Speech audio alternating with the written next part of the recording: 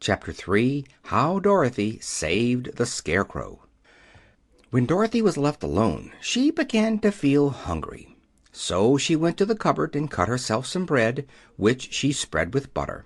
She gave some to Toto, and, taking a pail from the shelf, she carried it down to the little brook and filled it with clear, sparkling water. Toto ran over to the trees and began to bark at the birds sitting there. Dorothy went to get him and saw such delicious fruit hanging from the branches that she gathered some of it, finding it just what she wanted to help out her breakfast. Then she went back to the house, and having helped herself and Toto to a good drink of cool, clear water, she set about making ready for the journey to the City of Emeralds. Dorothy had only one other dress, but that happened to be clean and was hanging on a peg beside her bed. It was gingham with checks of white and blue, and although the blue was somewhat faded with many washings, it was still a pretty frock. The girl washed herself carefully, dressed herself in the clean gingham, and tied her pink sunbonnet on her head. She took a little basket and filled it with bread from the cupboard, laying a white cloth over the top. Then she looked down at her feet and noticed how old and worn her shoes were. "They surely will never do for a long journey, Toto," she said. And Toto looked up into her face with his little black eyes, and wagged his tail to show he knew what she meant. At that moment Dorothy saw lying on the table the silver shoes that had belonged to the Witch of the East. "I wonder if they will fit me," she said to Toto. "They would be just the thing to take a long walk in, for they could not wear out." She took off her old leather shoes and tried on the silver ones, which fitted her as well as if they had been made for her. Finally she picked up her basket. "Come along, Toto," she said. "We will go to the Emerald City and ask the Great Oz how to get back to Kansas again." She closed the door, locked it, and put the key carefully in the pocket of her dress. And so, with Toto trotting along soberly behind her, she started on her journey. There were several roads near by, but it did not take her long to find the one paved with yellow bricks.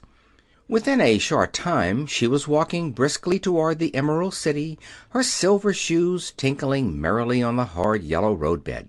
The sun shone bright and the birds sang sweetly, and Dorothy did not feel nearly so bad as you might think a little girl would who had been suddenly whisked away from her own country and set down in the midst of a strange land. She was surprised, as she walked along, to see how pretty the country was about her. There were neat fences at the sides of the road, painted a dainty blue color, and beyond them were fields of grain and vegetables in abundance. Evidently the Munchkins were good farmers and able to raise large crops.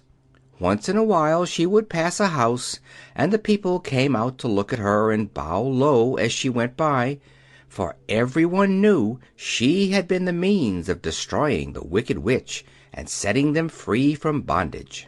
The houses of the Munchkins were odd-looking dwellings, for each was round, with a big dome for a roof. All were painted blue, for in this country of the East blue was the favorite color. Toward evening, when Dorothy was tired with her long walk and began to wonder where she might pass the night, she came to a house rather larger than the rest. On the green lawn before it many men and women were dancing. 5 little fiddlers played as loudly as possible, and the people were laughing and singing, while a big table nearby was loaded with delicious fruits and nuts, pies and cakes, and many other good things to eat. The people greeted Dorothy kindly and invited her to supper and to pass the night with them, for this was the home of one of the richest Munchkins in the land, and his friends were gathered with him to celebrate their freedom from the bondage of the Wicked Witch. Dorothy ate a hearty supper and was waited upon by the rich Munchkin himself, whose name was Boq. Then she sat upon a settee and watched the people dance. When Boq saw her silver shoes, he said, "You must be a great sorceress." "Why?" asked the girl. "Because you wear silver shoes and have killed the Wicked Witch. Besides, you have white in your frock, and only witches and sorceresses wear white." "My dress is blue and white checked," said Dorothy, smoothing out the wrinkles in it. "It is kind of you to wear that," said Buck. "Blue is the color of the Munchkins, and white is the witch color, so we know you are a friendly witch."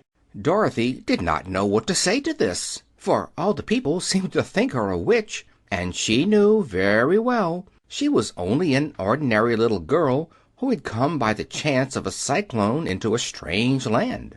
When she had tired watching the dancing, Buck led her into the house, where he gave her a room with a pretty bed in it.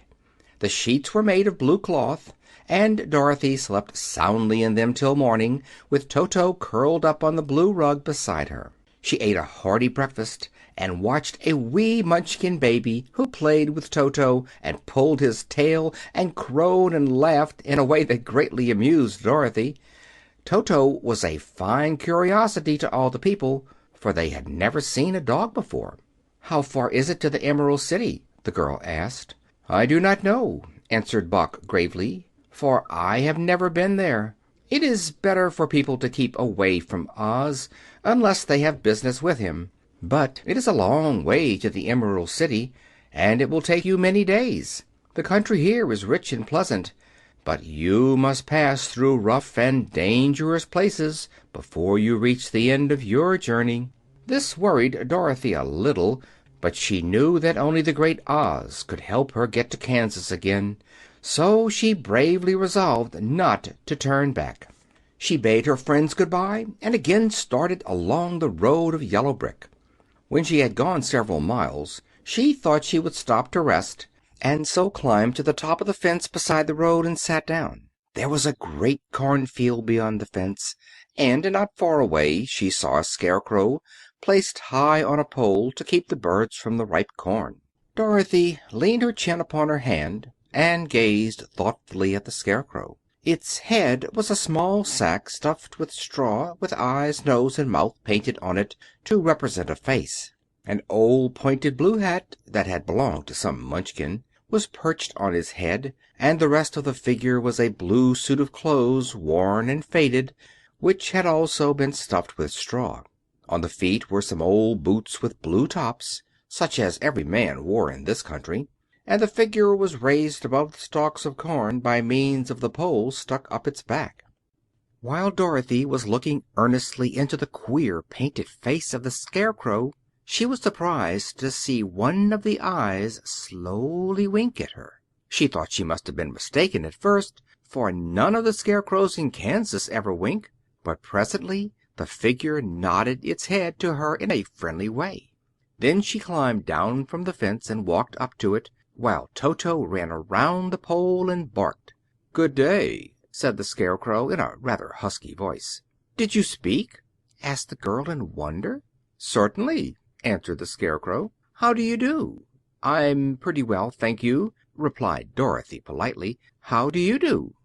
"I'm not feeling well," said the scarecrow with a smile, "for it is very tedious being perched up here night and day to scare away crows."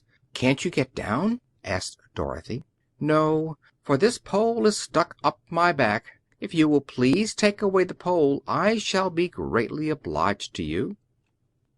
Dorothy reached up both arms and lifted the figure off the pole, for being stuffed with straw it was quite light. "Thank you very much," said the scarecrow, when he had been set down on the ground. "I feel like a new man." Dorothy was puzzled at this, for it sounded queer to hear a stuffed man speak and to see him bow and walk along beside her. "Who are you?" asked the scarecrow, when he had stretched himself and yawned, "and where are you going?" "My name is Dorothy," said the girl, "and I am going to the Emerald City to ask the great Oz to send me back to Kansas." "Where is the Emerald City?" he inquired, "and who is Oz?"